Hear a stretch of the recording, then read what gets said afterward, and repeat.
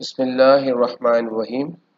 آئیے قرآن پڑھنا سیکھیں۔ تجوید القرآن آسان کورس کے دوسرے حصے کی 7ویں کلاس اور آج ہماری اس دوسرے حصے کی یہ آخری کلاس ہے اور اس کا دورانیہ بھی تقریباً 5 منٹ۔ میم ساکن کے قاعدے۔ میم ساکن کے 3 قاعدے ہیں: ادغام، اخفاء اور اظہار۔ میم ساکن کے بعد اگر دوسری میم آ جائے تو ادغام ہوگا، یعنی دونوں میم کو ملا کر غنہ سے پڑھیں گے، جیسے یہاں پر لکم ما۔ میم ساکن کے بعد حرف با آ جائے تو اخفا ہوگا، یعنی دونوں ہونٹوں کو ملا کر نرم غنہ سے پڑھیں گے، جیسے ترمیہم بحجارۃ۔ میم ساکن کے بعد حروف با یا میم کے علاوہ باقی حروف میں سے کوئی بھی حرف آ جائے تو اظہار ہوگا، یعنی غنہ نہیں ہوگا، جیسے الم تری امشاجن۔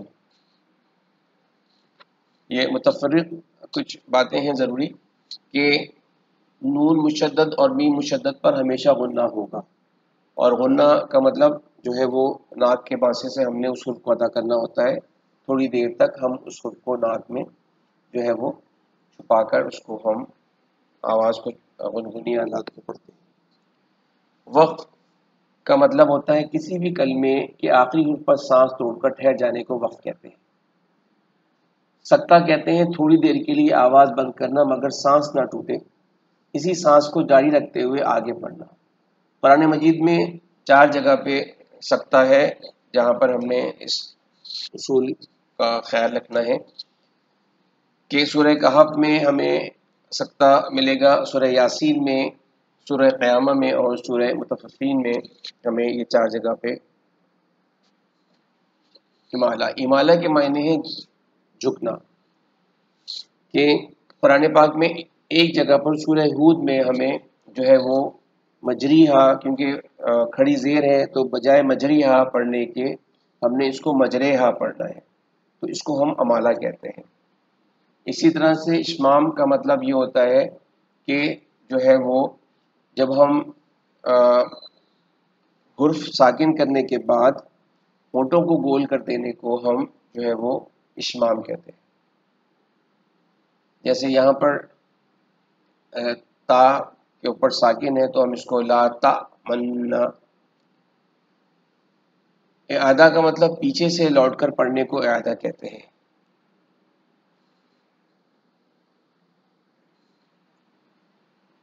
رموز اوقاف اہم، قرآن پاک میں ہمیں ان چیز کا خیال رکھنا ضروری ہے کہ یہ مختلف رموز اوقاف ہیں جس کی تفصیل ہمارے سامنے ہے، کہ مثال کے طور پر جہاں بات پوری ہو جاتی ہے وہاں چھوٹا سا دائرہ لکھ دیتے ہیں، یہ حقیقت میں گول تا ہے جو بصورت تا لکھی جاتی ہے، اور یہ وقف تام ہے، یعنی اس پر ٹھہرنا چاہیے۔ اب یہ جو وقف تام نہیں لکھی جاتی، چھوٹا سا حلقہ ڈال دیا جاتا ہے، اس کو آیت کہتے ہیں۔ اگر دائرے پر کوئی علامت نہیں تو رک جائیں، ورنہ دائرے پر جو علامت ہو اس کے مطابق عمل کیجیے۔ جیسے اگر ہم دیکھتے ہیں کہ دائرے پہ میم، تو یہاں پر اس کا مطلب یہ ہے کہ یہ علامت وقف لازم ہے، اس پر ضرور ٹھہرنا چاہیے، اگر نہ ٹھہرا جائے تو احتمال ہے کہ مطلب کچھ کا کچھ ہو جائے۔ تو یہ وقف مطلق ہے کی علامت ہے، اس پر رکنا چاہیے، مگر یہ علامت وہاں ہوتی ہے جہاں مطلب تمام نہیں ہوتا اور بات کہنے والا ابھی کچھ اور کہنا چاہتا ہے۔ حروف جیم وقف جائز کی علامت ہے جہاں ٹھہرنا بہتر اور نہ ٹھہرنا جائز ہے۔ حروف زا علامت وقف مجوز کی ہے، یہاں ٹھہرنا بہتر ہے۔ حروف صاد علامت وقف رقص کی ہے، یہاں ملا کر پڑھنا چاہیے، لیکن اگر کوئی تھک کر ٹھہر جائے تو رخصت ہے۔ معلوم رہے کہ صاد پر ملا کر پڑھنا زا کی نسبت زیادہ ترجیح رکھتا ہے۔ صلی یہاں ملا کر پڑھنا بہتر ہے۔ قاف یہاں ٹھہرنا نہیں چاہیے۔ صل یہاں کبھی ٹھہرا بھی جاتا ہے کبھی نہیں، لیکن ٹھہرنا بہتر ہے۔ قف یہ لفظ اف ہے جس کے معنی ہے ٹھہر جاؤ، اور یہ علامت وہاں استعمال کی جاتی ہے جہاں ٹھہرنے والے کو ملا کر پڑھنے کا احتمال۔ لا کے معنی نہیں کے ہیں، یہ علامت کہیں آیت کے اوپر استعمال کی جاتی ہے اور کہیں عبارت کے اندر۔ عبارت کے اندر ہو تو ہرگز نہ پڑھنا چاہیے، آیت کے اوپر ہو تو ٹھہرا جائے یا نہ ٹھہرا جائے مطلب میں خلل واقع نہیں ہوتا۔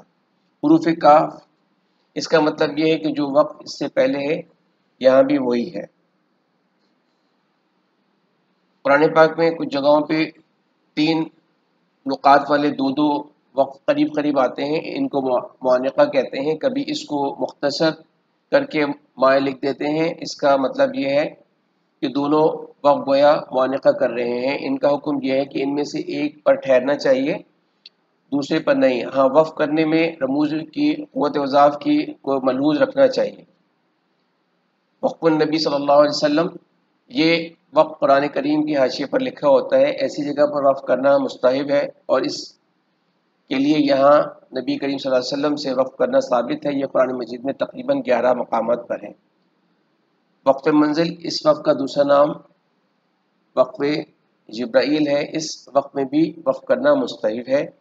نزول قرآن کے وقت حضرت جبرائیل علیہ السلام نے جس جگہ وقف کیا تھا وہاں رسول صلی اللہ علیہ وسلم نے بھی وقف کیا ہے۔